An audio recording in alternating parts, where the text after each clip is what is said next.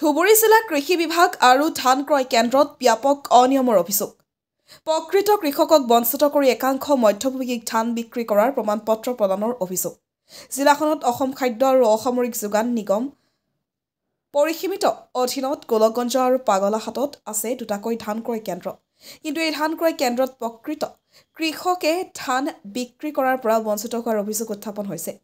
একাংশ মধ্যভোগীয়ে ধুবুৰী জিলা কৃষি বিভাগক মেনেজ কৰি নিজৰ আত্মীয় স্বজনৰ নামত ধান বিক্ৰীৰ প্ৰমাণপত্ৰ প্ৰস্তুত কৰি কেন্দ্ৰৰ বিষয়াৰ লগত গোপন বুজাবুজিৰে কেন্দ্ৰ দুটাত ধন যোগান ধৰি মুনাফা লুটি আছে প্ৰকৃত কৃষকে কেন্দ্ৰ দুটাত নিজৰ উৎপাদিত ধান বিক্ৰী কৰিবলৈ গ'লে কেন্দ্ৰৰ বিষয়া কৰ্মচাৰীয়ে বিভিন্ন অজুহাত দেখুওৱাৰ অভিযোগ ফলত মধ্যভোগীয়ে কৃষকৰ পৰা কম মূল্যত ধান ক্ৰয় কৰি কেন্দ্ৰত যোগান ধৰি আহিছে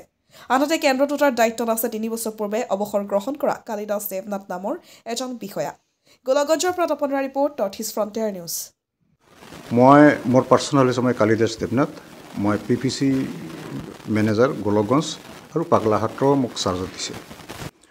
চাওক এই ক্ষেত্ৰত মই হৈছে কি মই PPC ইনচাৰ্জ এতিয়া মোৰ চাৰ্টিফিকেট ফাৰ্মাৰ চাৰ্টিফিকেট যিমানটা আহিব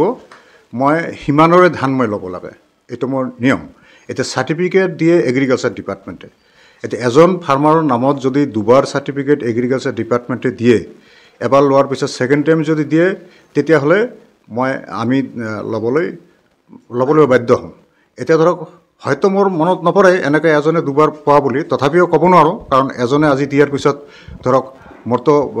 ছমাহলৈকে খোলা থাকে না পিছত যদি কোনোবাই সেই একে মানুহ দিছে সেইটো ধৰক আমি ইমানতো মনত ৰখা সম্ভৱ নহয় গোটেই চাৰাউণ্ডিঙত বহুত মানুহ আহে গতিকে সেইটো বস্তু মোৰ এগ্ৰিকালচাৰে যিটো বান্ধি দিয়ে তেওঁলোকে যাৰ নামত আপোনাৰ চাৰ্টিফিকেট দিয়ে যি কোৱান্টিটি বান্ধি দিয়ে সেই কোৱান্টিটি ধানহে মই নহয় সেইটো মই কোনো কাকো মই ক'ব নোখোজোঁ দুৰ্নীতিৰ কথাটো এতিয়া ধৰক মই যিটো নিয়ম আমাৰ যিটো PPCৰ যিটো নিয়ম সেই নিয়মত এইটো চাওক তেওঁলোকৰ বিভাগৰ কথা মইতো এইটো অভিযোগ অনুযায়ী আপোনাৰ তাতে অহা হৈছে আপোনালোকৰ ইয়াত গাফিলতি আছে নহ'লে এগ্ৰিকালচাৰ ডিপাৰ্টমেণ্টৰ তাতে গাফিলতি আছে যদি আপোনাৰ ইয়াত ঠিকে ঠিকে কাম কৰিছে নিশ্চয় তেনে এগ্ৰিকালচাৰ ডিপাৰ্টমেণ্টৰ তাতে গাফিলতি আছে না মইতো ধৰক মোৰ যিটো মই ক'লোঁ আপোনালোক নিয়ম মোৰ ইয়াত ফাৰ্মাৰ চাৰ্টিফিকেট আহিব ফাৰ্মাৰ্চৰ যিটো কোৱান্টিটি থাকিব যাৰ নামতে নাথাকিব সেই চাৰ্টিফিকেট মতে এটা ডিপাৰ্টমেণ্টে যে চাৰ্টিফিকেট দিব সেই চাৰ্টিফিকেট ধানখিনি মই ল'বই লাগিব যদি তাৰ ধানখিনি মই বিচৰা মতে কোৱালিটি হয় এইটো মই ক'ব নোৱাৰিম এইটোতো তেওঁলোকে কি কৰিছে সেইটোতো ধৰক মই এটা ডিপাৰ্টমেণ্টৰ কথা মইতো ক'ব নোৱাৰোঁ মই সাধাৰণ PPC ইনচাৰ্জহে তো গতিকে মোৰ যিখিনি মই যেনেকৈ লওঁ যে যি নিয়মত চলে মোৰ সেইখিনি মই আপোনালোকক মোৰ হিচাপত চৰকাৰে বান্ধি দিয়া নিয়মত যদি কোৱালিটিত পৰে সেই হিচাপে ধানটো মই জুখি মোৰ হিচাপত লৈ সেইখিনি ধানৰ মই বিল বনাই দিওঁ ধান মানে গোটেই অসমতে বিভিন্ন কেন্দ্ৰ মুকলি কৰিছে আমাৰ সমান্তৰালভাৱে আমাৰ গোলকগঞ্জ আমাৰ টাকিমাৰিতো ইয়াতো কেন্দ্ৰ মুকলি কৰিছে কিন্তু ইয়াতে আমি একচুৱেলি সচৰাচৰ যিজন খাঁটি শ্ৰমজীৱী মানে কৃষক উপকৃত হ'ব লাগে তেনেদৰে হোৱা নাই কাৰণটো হ'ল আমি কৰ্পৰেট ছেক্টৰত বাৰম্বাৰ মানে আপত্তি দৰ্শাইছোঁ বা আমি লিখিত আকাৰে আমি অভিযোগ দিছিলোঁ যদিও কোনো ধৰণৰ গুৰুত্ব লোৱা নাই ইয়াত মেইন প্ৰধান সমস্যাটো হৈ আছে যে সিহঁতে মানে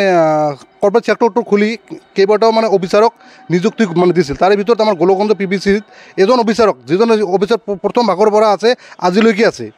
তাৰমানে ইয়াতে হয় কি সেই মানে এটা এই অঞ্চলৰে ব্যক্তিজন এটা লোকালিটিৰ এটা মানে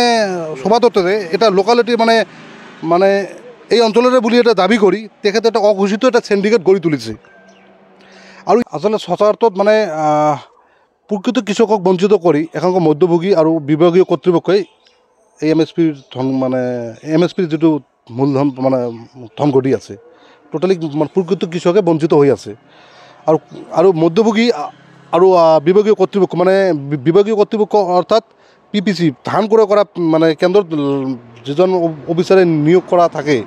ধান ক্ৰয় কৰা কেন্দ্ৰত কিন্তু ইয়াতে বল আয়ুক্তৰো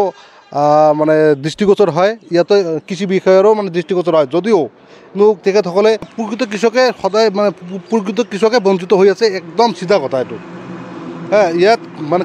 কোনোজন মানে কৃষকে মানে এনেকুৱা কৃষক নাই ইয়াত ধুবুৰী জিলাত যে যিজন কৃষকে প্ৰায় 100 কুইণ্টেল ধান দিব পৰা অৱস্থা মানে একচুৱেলি সচৰাচৰ মানে সেইটো টাৰ্গেট ফিল আপ কৰাৰ মানে পৰিকল্পনা। ইয়াত কোনো এজন মানে কৃষকে মানে বেনিফিটেড হোৱা নাই বা কিছু মানে কোনো এজন কৃষকে এই কেন্দ্ৰৰ যোগেদি বা ধান ক্ৰয় কৰাৰ প্ৰক্ৰিয়াৰে লাভান্বিত হোৱা নাই। হয়, মোটা অংকৰ লেনদেন বুলি ক'লে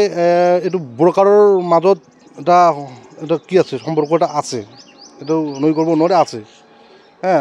এইটো উচ্চ পৰ্যায়ত তদন্ত হয়, বস্তুখিনি ওলাই পৰিব।